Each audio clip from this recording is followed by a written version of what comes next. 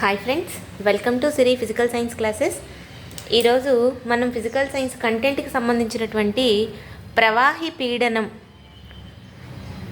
Fluids pressure అనే lesson నుంచి కొన్ని ఇంపార్టెంట్ పాయింట్స్ చూద్దాం ఫ్రెండ్స్. సో ఫ్లూయిడ్స్ ప్రెషర్, ఒక బిందువు నుంచి మరొక బిందువు వద్దకు ప్రవహించే పదార్థాన్ని ప్రవాహి అంటారు. ఫ్లూయిడ్స్ అంటేనే ఫ్లో అవుతూ ఉంటాయి కదా, ఒక ప్లేస్ నుంచి ఇంకొక ప్లేస్కి వెళ్ళడాన్నే ఫ్లూయిడ్స్ అంటారు. సో ద్రవాలు, వాయువులు మాత్రమే ప్రవాహ ధర్మాన్ని కలిగి ఉంటాయి, అందుచేతే వాటిని ఫ్లూయిడ్స్ ఆర్ ప్రవాహులు అంటారు. అంతే కదండి, ప్రవహించే ధర్మం ఎవరికైతే ఉంటుందో వాళ్ళనే ఫ్లూయిడ్స్ అని అనడం జరుగుతుంది.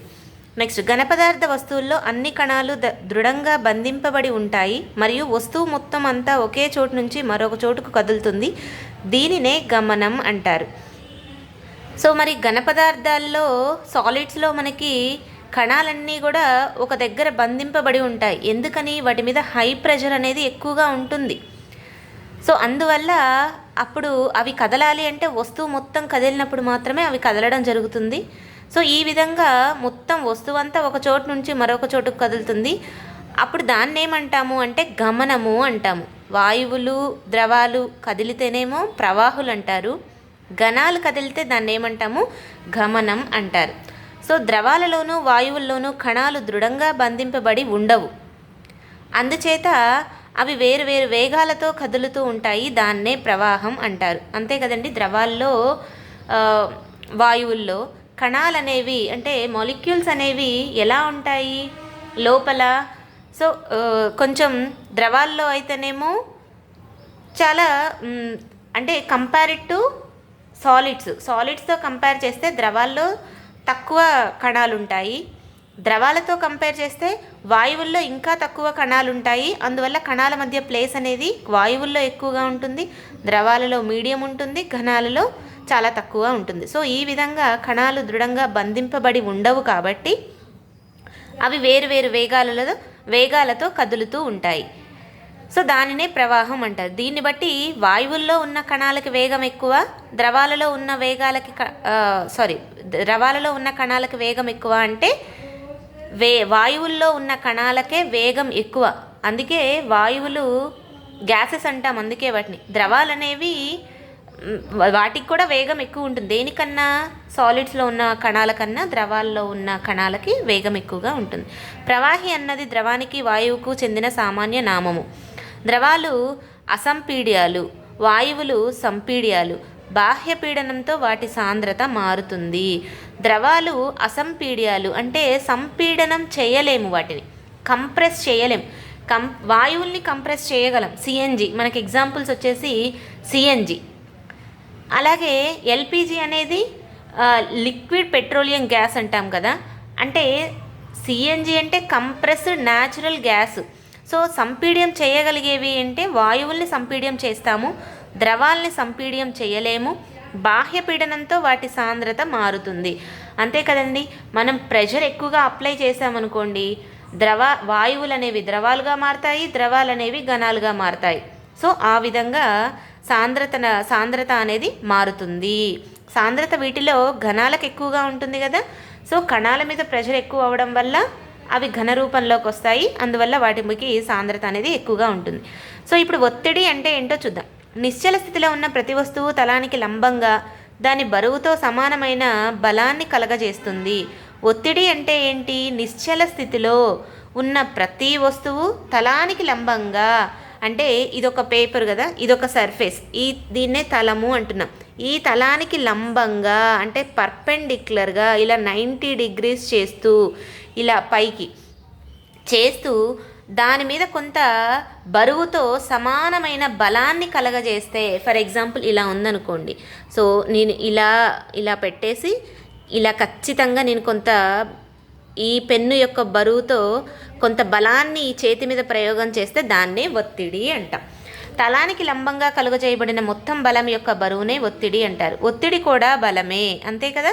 దీనిని బల ప్రమాణాలతో కొలుస్తారు. ఒత్తిడిని ఎలా కొలుస్తారండి? బలానికి ఉన్న ప్రమాణాలే ఒత్తిడికి కూడా యూజ్ చేస్తాము అని చెప్పేసి అర్థము ఇందులో. సో సిజిఎస్ పద్ధతిలో గ్రాము భారం అవుతుంది, డైనులలో కొలుస్తారు. ఎంకేఎస్ వచ్చేసి న్యూటన్ అవుతుంది, కిలోగ్రామ్ భారాల్లో కొలుస్తారు. సో 1 గ్రాము భారము అంటే ఏంటి? భారం అంటే ఏంటండి? వెయిట్ అనే కదా అర్థం. వెయిట్కి ఫార్ములా ఏంటి? mg, mass into acceleration. ఇక్కడ గ్రావిటేషనల్కి యూజ్ చేస్తాం కాబట్టి సో మా వెయిట్ అనేది mg అవుతుంది. సో 1 గ్రాము భారం ఎంత? చూడండి, గ్రావిటేషన్ ఫార్ములా ఏంటి? యాక్సిలరేషన్ డ్యూ టు గ్రావిటీ యొక్క వాల్యూ ఎంత? 9.8 కదా. 9.8 అయితే సో 9.8 ఇంటూ 1 గ్రామ్ అంటే ఎంత అవుతుంది? సో మనకి ఇక్కడ చూడండి 9.8 న్యూటన్లు. 9.8 న్యూటన్లు ఎలా వచ్చింది?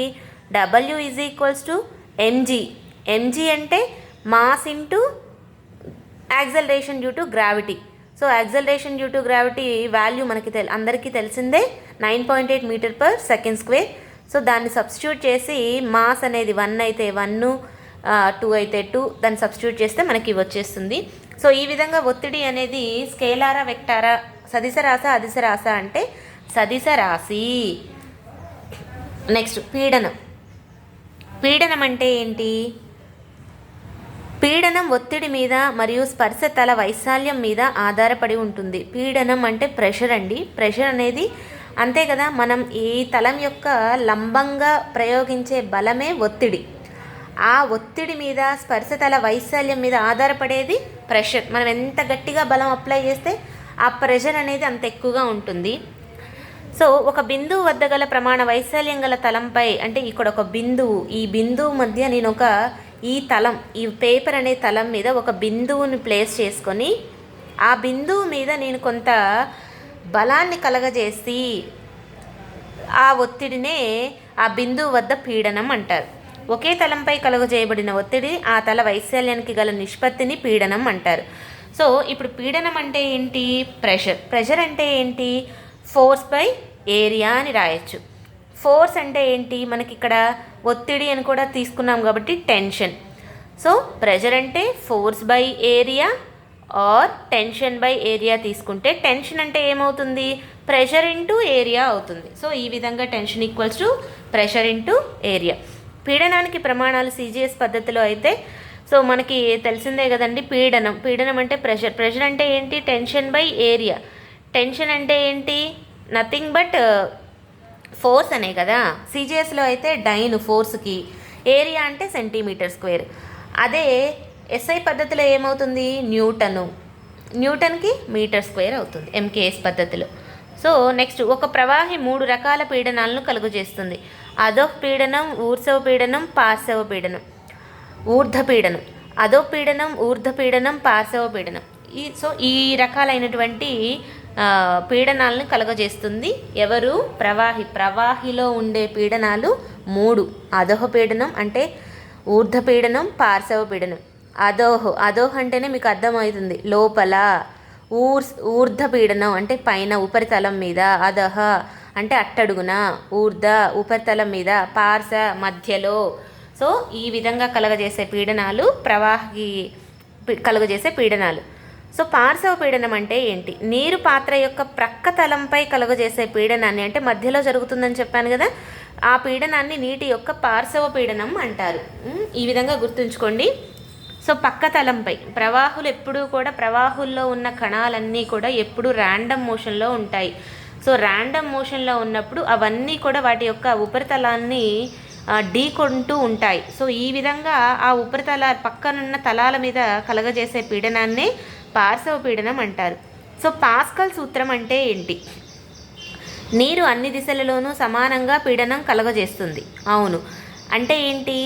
ఫర్ ఎగ్జాంపుల్, ఏదైనా ఒక ఆబ్జెక్ట్ని ఒక వాటర్ టబ్లో, అంటే ఒక బీకర్ తీసుకొని బీకర్లో 3/4 వాటరు పోసి అందులో ఏదైనా ఒక చెక్క ముక్క లోపలికి చెక్క ముక్క అయితే మునగదు కాబట్టి సో ఏదైనా రాయి వేయండి. రాయి వేస్తే లోపలికి వెళ్ళిపోతుంది. అంటే మిడిల్లో ఉండగలిగేటటువంటి, లేదా కొంచెం మీరు దానిలో ముంచేలాగా ఒక థ్రెడ్ పట్టుకొని చూసినట్లయితే దానికి అన్ని వైపులా పీడనం అనేది, అంటే కింద నుంచి, పైనుంచి, పక్కల నుంచి, సో ఆ పీడనం అనేది అక్కడ లోపల ఉన్న ఆబ్జెక్ట్ మీద అప్లై చేయబడితే అన్ని తలాల నుంచి కనుక, అన్ని దిశల నుంచి దాన్నే పాస్కల్ సూత్రం అంటారు.